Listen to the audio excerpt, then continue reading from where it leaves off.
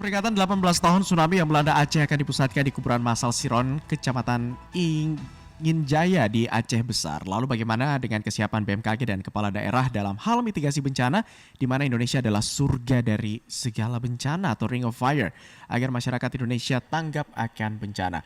Untuk mendiskusikannya saya sudah terhubung dengan Koordinator Bidang Informasi Gempa Bumi dan Peringatan Dini Tsunami BMKG, ada Bapak Iman Fatur Rahman melalui sambungan telepon. Assalamualaikum, selamat pagi Pak Iman. Waalaikumsalam, selamat pagi Mas Abi, selamat Iya, pagi MJ Listener. mantap. Salam sehat Pak Iman. Tsunami Aceh menjadi tonggak sejarah awal mula dari mitigasi bencana tsunami. Tidak hanya di Indonesia, tapi juga di dunia. Bagaimana perkembangan mitigasi sejak tahun 2004 hingga 2022 pasca pandemi Aceh, Pak Iman? Ya, sebelum kita menjawab pertanyaan Mas Abi, mungkin saya mau cerita sedikit Boleh, bahwa boleh. tahun sebelum tahun 2004 tsunami Aceh memang kita Indonesia belum mempunyai sistem peringatan dini tsunami. Hmm. Saat itu kita hanya memprovide informasi gempa bumi yang itu pun bisa kita sediakan setengah sampai 1 jam setelah kejadian gempa. Jadi memang berbeda jauh karena jumlah sensor gempa juga sangat sedikit. Oke. Sejak tsunami Aceh 2004, kemudian banyak sekali negara pendonor ya yang membantu kita. Kemudian kita juga punya komitmen untuk membentuk suatu sistem peringatan dini tsunami yang juga bisa melindungi bangsa Indonesia dan uh, tahun 2008 tepatnya 11 November ya berdiri Indonesia Tsunami Early Warning System. Oke. Nah, saat itu kita mempunyai sekitar 160 sensor yang sudah kita lakukan instalasi dan pencapaian terakhir sampai saat ini kita sudah mempunyai 428 sensor gempa bumi sehingga kita bisa memproduce atau mengenerate informasi gempa dalam waktu cepat kurang dari 3 menit ya. Saya rasa kita sudah bisa menyediakan informasi tersebut, bahkan peringatan dini tsunami juga bisa tersediakan dalam waktu kurang dari 4 menit. Artinya sebelumnya 2008 sampai 2012 kita masih menyediakan kurang dari 5 menit, saat ini kita sudah bisa menyediakan informasi tersebut dalam kurun waktu kurang dari 4 menit. Baik. Tapi sudah bisa dipastikan Pak ya, dari alat-alat early warning system itu, dari sirine, bahaya tsunami baik di darat maupun di laut, ini tetap berfungsi dengan baik. Seperti apa perawatan untuk menghindari mungkin dari pencurian atau dari tangan-tangan yang tidak bertanggung jawab? Itu kan pasti di tempat-tempat yang bisa berpotensi juga untuk dirusak oleh orang-orang. Ya, sebelumnya mungkin saya ingin cerita bahwa sistem peringatan dini tsunami dilengkapi oleh 3 komponen. Yang pertama ada sistem observasi, dari 428 sensor gempa. Kemudian kita juga mempunyai tide gauge atau alat untuk mendeteksi tsunami juga yang diprovide oleh teman-teman BIG ya, Badan Informasi Geospasial, KKP dan juga PVMBG yang menyediakan sensor gempa untuk vulkanik. Kemudian komponen sistem processing ya, yang kedua adalah suatu sistem yang bisa melakukan analisis secara cepat, baik interaktif maupun manual, otomatis ya, untuk info gempa maupun tsunami. Dan juga yang terakhir adalah sistem diseminasi yang kita sampaikan kepada masyarakat seperti WRS Newgen, kemudian aplikasi info BMKG dan website MBMKG. Sedangkan sirene itu sebetulnya bukan untuk memberikan peringatan, tetapi sirene sebagai bentuk perintah evakuasi yang dikelola sebetulnya oleh kami BMKG saat ini, yang sebetulnya untuk piloting atau untuk memberikan inisiasi kepada Pemda yang harusnya memang kewenangan untuk menyediakan sirine adalah di pemerintah daerah. Nah, sirine tersebut diinstal bukan di laut tetapi di pinggir pantai, di lokasi-lokasi yang rawan kejadian tsunami, sehingga itu untuk memberikan perintah evakuasi kepada masyarakat atau komunitas di pesisir pantai supaya mereka ketika mendapatkan peringatan dini tsunami mereka bisa langsung menuju tempat evakuasi. Nah, sampai saat ini memang ada hal-hal yang bisa diantisipasi dengan menghindari vandalisme. Yang pertama, ya kita harus memberikan sosialisasi tentunya kepada masyarakat bahwa ini adalah milik kita bersama, bukan hanya milik BMKG tapi ya juga milik pemerintah daerah dan juga masyarakat karena untuk keselamatan mereka. Kemudian mereka juga harus kita lakukan sosialisasi bahwa di tempat mereka adalah daerah rawan tsunami, sehingga penting rasanya alat ini untuk selalu ada, selalu hadir di tengah-tengah mereka setiap saat, karena kita nggak pernah tahu gempa kapan, tsunami kapan. Jadi melalui sirine lah mereka punya kesempatan untuk atau peluang lebih besar untuk menyelamatkan diri.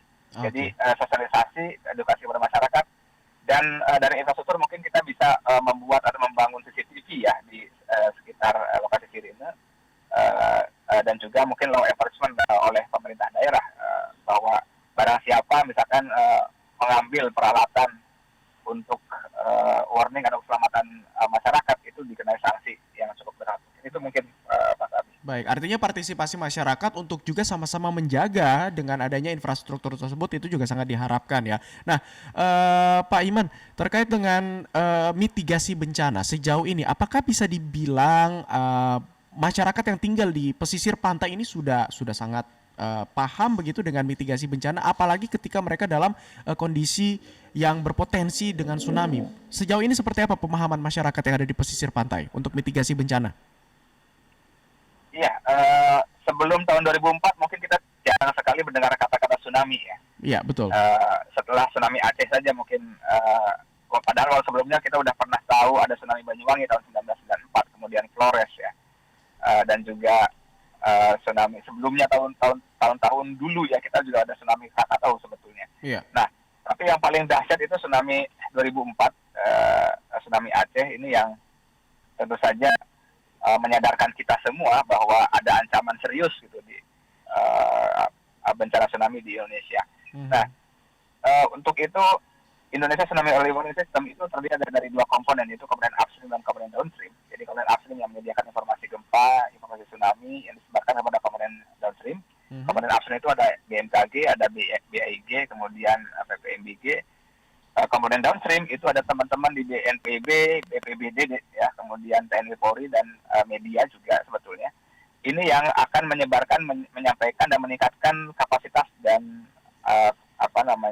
edukasi kepada masyarakat terkait bagaimana merespon informasi dari BMKG atau meningkatkan kapasitas terkait dengan mitigasi bencana gempa dan tsunami. Nah, apakah sampai saat ini sudah meningkat kapasitasnya? Tentu saja BMKG juga melakukan usaha-usaha untuk peningkatan kapasitas tersebut gitu. Yeah. Melalui sekolah lapangan gempa bumi yang kita selalu lakukan tiap tahun, 30 lokasi ya di seluruh Indonesia. Dan memang ini sangat terbatas karena budget atau anggaran pemerintah sangat terbatas. Dan ini sasarannya masyarakat di pesisir pantai yang berpotensi adanya tsunami.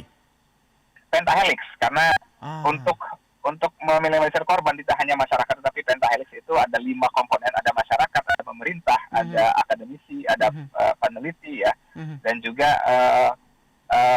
teman-teman swasta seperti kawasan industri kan juga punya komunitas juga kan, seperti di Cilegon itu kan. Mereka kan masyarakat juga tuh ya. Jadi mereka harus paham juga bagaimana posisi swasta atau pabrik-pabrik di pesisir pantai yang juga rawan terhadap bencana tsunami. Nah, ini kami lakukan sosialisasi dan edukasi kepada masyarakat dan memberikan akses kepada mereka untuk menerima informasi cepat dari BMKG melalui kanal-kanal diseminasi kami seperti dari website, kemudian aplikasi mobile phone ya, ada aplikasi smartphone itu yang info BMKG, kemudian juga lewat aplikasi medsos ya. Jadi ini akses dibuka seluas-luasnya untuk publik sehingga mereka bisa melihat secara cepat gitu. Ada apa nih saat ini gitu. Apakah ada bencana gempa, tsunami dan seterusnya, itu bisa mereka lihat dan bisa mereka dapatkan di kanal diseminasi kami. Tentu saja usaha ini sudah kami lakukan seoptimal mungkin, namun kan memang banyak sekali masyarakat yang tentu saja masih belum atau masih menjadi PR untuk kita terus edukasi, terus kita tingkatkan kapasitas mereka sehingga ketika ada bencana mereka bisa merespon dengan tepat ya, cepat dan tepat apa yang harus mereka lakukan ketika menerima guncangan ataupun informasi kepada tsunami. Baik, dari sisi infrastruktur tadi sudah masif digalakan. Edukasi juga sudah, bahkan dari berbagai lapisan, masyarakat, pemerintah daerah, kemudian praktisi, akademisi juga sudah dilakukan.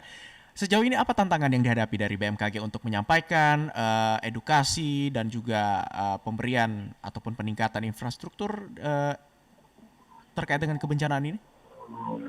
Ya, untuk stakeholder mungkin pemerintah daerah ya, kadang-kadang apa yang sudah kita lakukan edukasi, sosialisasi kan tentu saja ini kita punya kendala itu orang-orangnya kadang sering dirotasi itu. Jadi yang sudah kita training, yang sudah kita sosialisasi kadang dirotasi ke departemen lain atau ke divisi lain sehingga tentu saja ini kesinambungan dalam peningkatan kapasitas juga menjadi agak terhambat. Kemudian bagi masyarakat juga rasanya masyarakat kita mudah lupa apa yang sudah kita lakukan sosialisasi ataupun kita berikan lesson learn ya terkait dengan kejadian-kejadian gempa, bahkan pada lokasi yang sebetulnya sudah dialami ya, sudah mengalami bencana seperti halnya di Palu, seperti halnya di Aceh. Itu sudah kita warning untuk terkait dengan tempat-tempat yang aman. Namun tetap saja kadang-kadang masyarakat lupa dan tetap membangun pemukiman di tempat-tempat yang sebetulnya sudah menjadi daerah atau zona merah gitu, tidak boleh dibawa pemukiman, tapi tetap aja masih ada aja yang membandel gitu. Ini yang sulit karena memang bencana gempa dan tsunami kan range-nya cukup lama ya, puluhan tahun bahkan ratusan tahun, sehingga kontinuitas informasi atau edukasi tadi memang harus terus selalu konsisten ya dilakukan turun temurun sepertinya. Ini yang agak sulit bagi kita. Kita harus mencari strategi lain sepertinya yang mungkin akan lebih mengena buat masyarakat dan juga stakeholder. Oke, itulah tantangannya ya. Jadi ketika sudah dilakukan edukasi, juga mungkin adanya rotasi dan juga perpindahan, apalagi masyarakatnya juga yang mungkin belum update lagi. Nah, tadi di segmen sebelumnya kan saya sempat live juga dengan salah satu penyintas tsunami Aceh, Bang Uzer. Dia bilang kalau misalkan bisa ada semacam modul atau panduan pada saat bencana itu terjadi. Nah, apakah sudah ada semacam modul atau panduan yang mungkin sudah diterbitkan dari BMKG sendiri terkait dengan bencana tsunami mungkin? Sudah ada Pak? Ya, sebetulnya kita tidak langsung ke masyarakat ya, tupoksi BMKG. Memang ada bagian downstream tadi seperti Mas Abi yang akan melakukan itu. Tapi kita memberikan modul atau SOP kepada stakeholder kami seperti BPBD untuk merespon dengan cepat apa-apa yang harus dilakukan ketika mereka menerima informasi cepat peringatan tsunami dari BMKG. Misal, ketika mereka mendapatkan peringatan tsunami, itu kan ada empat peringatan tipe peringatan dini. Misalkan mereka akan melihat di daerah mereka, mereka harus melakukan apa? Apakah mereka punya command center di situ untuk memudahkan mereka di dalam melakukan aktivasi sirine misalnya. Jika lokasi atau salah satu area di wilayah mereka terdampak atau terancam potensi tsunami tersebut gitu. Nah ini dalam waktu berapa lama mereka harus merespon itu? Karena kan percuma juga ketika kita memberikan peringatan tsunami dalam waktu kurang dari 5 menit, kemudian mereka meresponnya lambat gitu kan, menunggu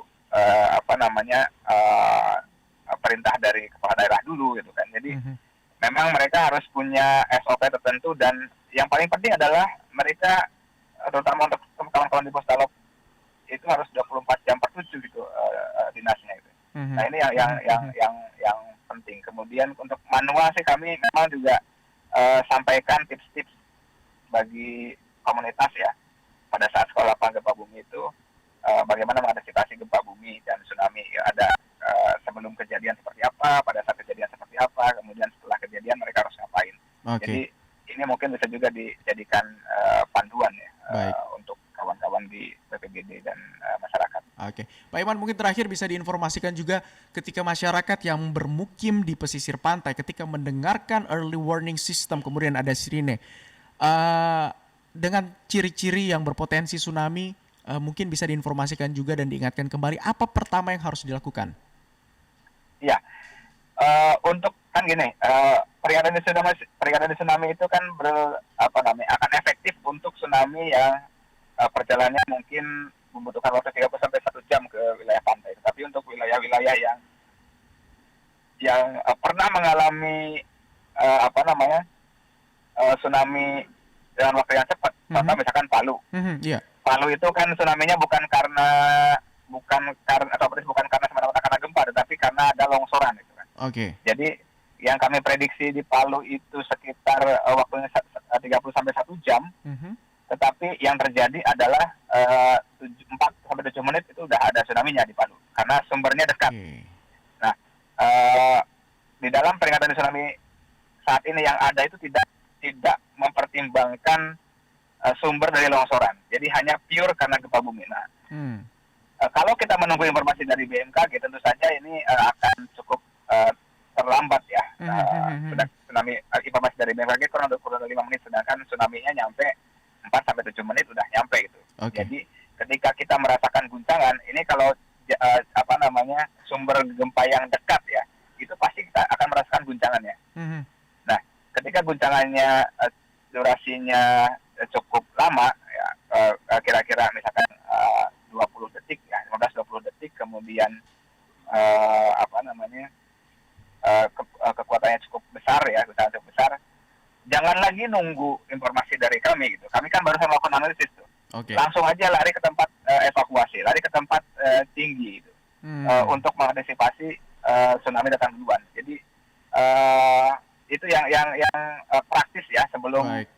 kecuali nih kalau daerah-daerah yang memang sumber gempanya cukup jauh gitu. Contoh misalkan di selatan Jawa itu membutuhkan waktu 30 menit sampai dengan 1 jam, sehingga masih bisa menunggu peringatan ini dari BMKG. Tapi kalau untuk yang pernah mengalami yang tsunami cepat ini, yang harus kita waspadai, menjadikan peringatan ya. Baik. Jadi gempa yang dirasakan atau guncangan dijadikan sebagai peringatan bagi mereka. Baik, ya kita harapkan masyarakat juga bisa teredukasi lebih dalam lagi ya terkait dengan mitigasi bencana, dan juga pastinya mendapatkan informasi dari sumber terpercaya terkait dengan kebencanaan, dan bukan dari sumber-sumber yang kredibilitasnya masih diragukan ya. Jadi harus benar-benar informasi yang didapatkan dari BMKG dan dari BPBD atau BNPB, dan juga dari sumber-sumber yang terpercaya, agar informasi yang didapatkan ini tidak simpang siur ataupun diragukan. Terima kasih Koordinator Bidang Informasi Gempa Bumi dan Peringatan Dini Tsunami BMKG, Bapak Iman Fathurrahman, sudah bergabung bersama kami, dan terima kasih banyak Pak penjelasannya atas waktunya. Salam sehat dan juga selamat kembali beraktivitas Pak Iman. Selamat pagi, Assalamualaikum. Ya,